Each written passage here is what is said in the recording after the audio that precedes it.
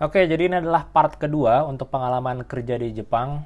Jadi buat yang belum nonton part satunya, jangan nonton ini dulu. Silahkan klik yang ada di atas ya linknya. Dan juga kalian bisa klik atau cari aja linknya yang ada di deskripsi. Untuk part ke-1, karena kalau nggak nonton itu nanti nggak ngerti untuk video yang ini. Dan sebelum mulai, gue bersedih nih. Kenapa? Karena Nindi gagal jadi juara MasterChef Season 7. Karena setelah kemarin gue upload video yang part 1, malah dia keluar gitu. Juara sekarang siapa sih? Audrey apa Jerry nih? Oke, untuk yang kedua ini mungkin lebih singkat karena gue kerja di restoran ini tuh cuma 3 bulan sebelum akhirnya gue kembali ke Indonesia. Jadi restoran ini basically sama alamatnya, under the same company, hanya mereka beda restoran dan beda makanannya gitu yang dijual ya.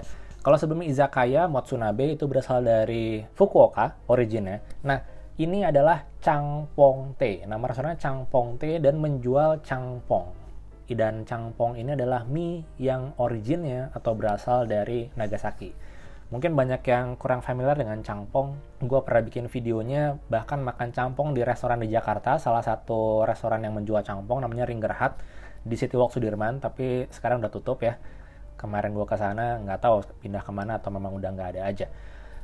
Changpong ini mirip-mirip sama ramen, tapi bedanya dia banyak sekali sayuran di atas ya. Bahkan kalau gue ngeliat pertama kali nih kayak ramen pakai capcay, karena memang seperti itu tampilannya. Jadi changpong ini memang ada fusion atau gabungan terinspirasi atau apa ya, ada apa tuh sebutan influence. Makanan ini terinfluence dari mie yang ada di Cina, karena memang Nagasaki itu Jepang bagian barat ya, udah dekat-dekat Cina gitu kan. Nah, restoran ini itu memang punya banyak sekali cabang, bahkan sampai ke luar negeri. Salah satunya ada di Hawaii, di Honolulu ya, Hawaii. Tapi sayangnya sudah tutup ketika gua ngecek Facebook page mereka. Mereka sudah tutup di awal tahun ini, Januari.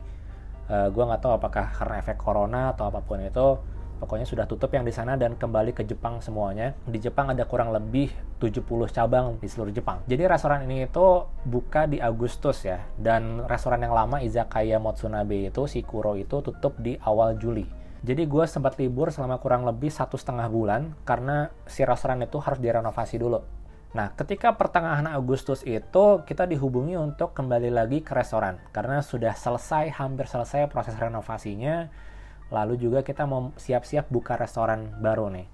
Dan sebelum mulai restoran ya, gue juga belajar banyak di situ. Ternyata kita di train ulang karena memang semuanya berbeda, sistemnya beda, menunya beda, bahkan ada tes teorinya dulu. Nah ini gue sampai surprise gitu. Hah, ada tes teori, ada tes tertulisnya gitu. Jadi di awal itu mereka ngasih kayak filosofi, visi misi, principle of the restaurant. Itu kita harus tahu semuanya dan minggu depannya bakal ada tes. Dan gue nanya waktu itu, ini semuanya nih, gue juga nih, orang Indonesia juga nih. Iya gitu. Harus tahu ya, walaupun hanya part time juga gitu, harus tahu. Tapi akhirnya dikasih keringanan, boleh buka buku, boleh buka catatan waktu itu. Dan gue juga nggak tahu nyatet apaan, tapi untungnya teman gue ada yang baik juga ya, staff yang lama dulu juga. Udah pakai catatan gue aja dik. Oke, oh dikasih pakai catatan aku aja katanya. Akhirnya dikasih nih catatannya dan waktu itu boleh open book buat gua doang. Dan ketika itu udah nih selesai segala macem, kita mulai ke dapur untuk testing makanannya. Jadi inilah menu Changpong Tei itu. Selain Changpong, kita juga jual ramen pastinya. Ini ada set-setnya, ada paket-paketnya. Ada yang set dengan gyoza, ada juga set dengan hang chahang. Jadi hang tuh setengah porsi untuk chahang. Chahang tuh nasi goreng ya. Ramennya ini ada macam-macam, ada niniku ramen, ada ramen yang biasa. Untuk changpongnya sendiri ada changpong yang reguler, tapi best sellernya itu yang upsize. Jadi ada namanya Ichinichi Pung Ryori Changpong kalau nggak salah. Jadi itu sayur dan dagingnya ekstra. Jadi lebih banyak. Ya, nambah 300 yen, tapi itu yang jadi best seller ketika itu. Karena orang Jepang tuh kalau sekali makan porsinya gede-gede banget.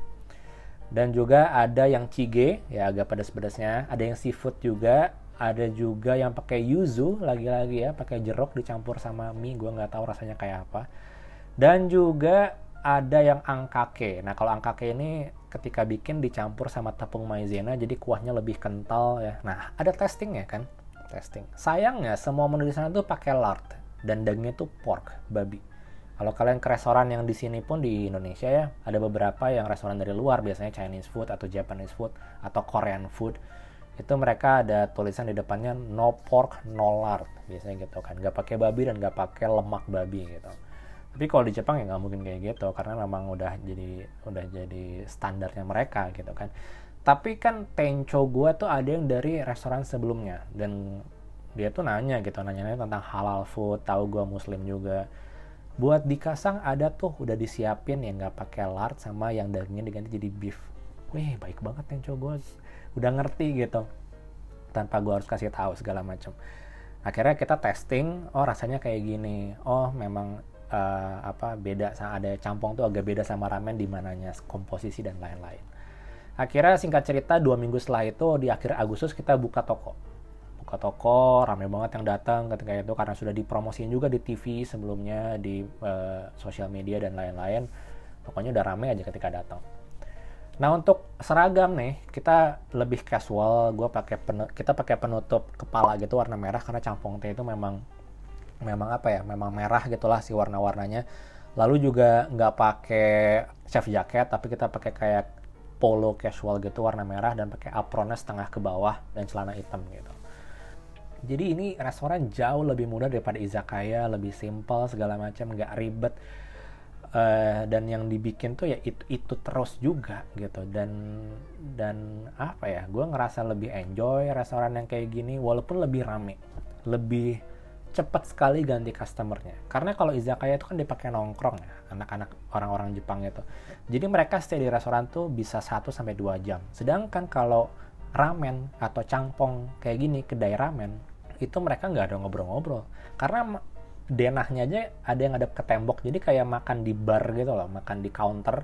Tapi ada yang ngadep tembok, ada yang nggak saling berhadapan. Gitu. Jadi memang untuk bener-bener makan doang, tempat untuk makan. Spend waktu di restoran rata-rata cuma 15-20 menit. Paling lama 30 menit kalau sama temennya. Karena memang bukan tempat buat nongkrong lama-lama. Sama kalau kayak kita makan pecel lele pinggir jalan, nasi goreng pinggir jalan ya kan. Kita kesana cuma buat makan doang. Kalau udah selesai udah pulang, mau ngapain lagi. Ya, kurang lebih konsepnya sama seperti itu. Dan gue ngerasa juga kayak lebih simple, workflow-nya lebih nyantai juga. Karena customer-nya ya rata-rata nggak banyak ngomong, nggak banyak minta, nggak banyak request gitu, datang kasih tiket. Karena kan untuk ininya cara belinya itu sekarang udah pakai tiket. Kalau yang izakaya kemarin kan kita kasih menu, lalu mereka nanya-nanya ini apa aja segala macam isinya. Kalau ini nggak, udah ada vending machine-nya, mereka belok kiri sebelum kita sambut gitu ya. Irashaimase, orang langsung ke tempat vending machine, pilih, mereka bayar di situ juga, udah dapat tiketnya keluar, tiketnya kasih ke waitersnya. Masuk nih tiketnya ke dapur, kita bikin. Sesimpel itu, secepat itu juga. Dan nyuci piring sih pasti masih nyuci piring, tapi gue lebih banyaknya di kitchen sekarang, bagian side dish ya kan, bagian ramen gue bikin. Udah 3 bulan pertama tuh udah nggak ada training karena gue udah hafal juga. Karena ini sebenarnya ya dapur yang lama, cuman ganti menu aja gitu doang. Jadi udah hafal juga di mana tempatnya.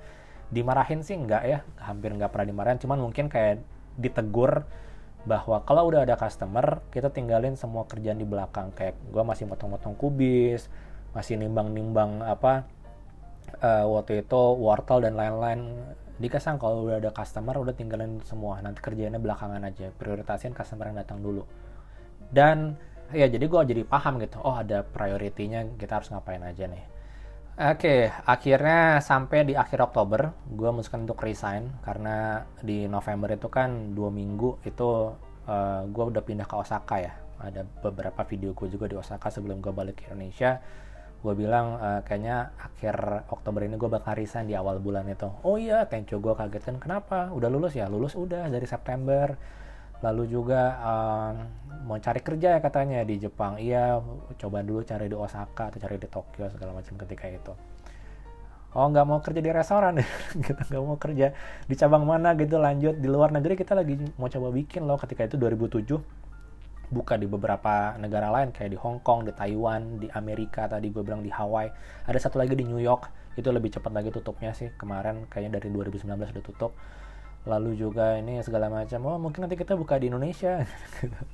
Waduh, gak kepikiran buat kerja di restoran ketika itu ya. Jadi pokoknya udah dulu aja di situ, udah selesai segala macam. Dan gue sempat foto-foto kayak foto-foto terakhir gitu di dapur, di tempat karyawannya ketika kita di baju segala macam. Lantai 2-nya, jadi ketika ganti jadi Changpong Tei ini lantai 2-nya udah nggak dipakai karena kita fokus ke bawah semua, jadi atas tuh udah kayak semi gudang gitulah.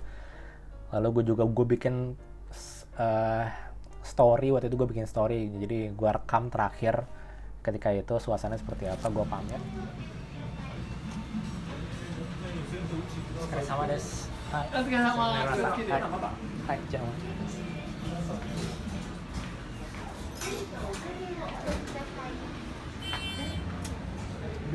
Space mas. Sebenarnya lah.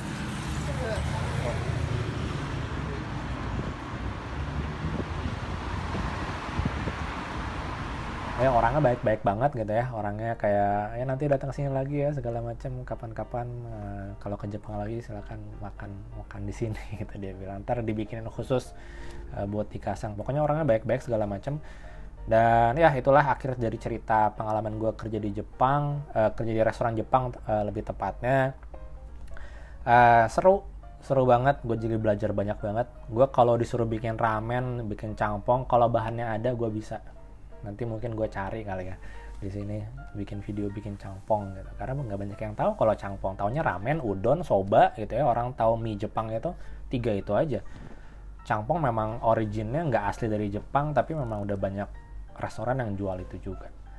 Terima kasih sudah nonton ya, jadi itu aja part 2 dan part terakhir untuk pengalaman kerja di restoran di Jepang. Buat yang mau nanya silahkan langsung di kolom komentar aja. Dan sampai ketemu di video yang lain, masih ada beberapa video lagi sebelum kita menutup 2020. Jadi jangan lupa untuk subscribe dan juga follow sosial media gue. Dadah.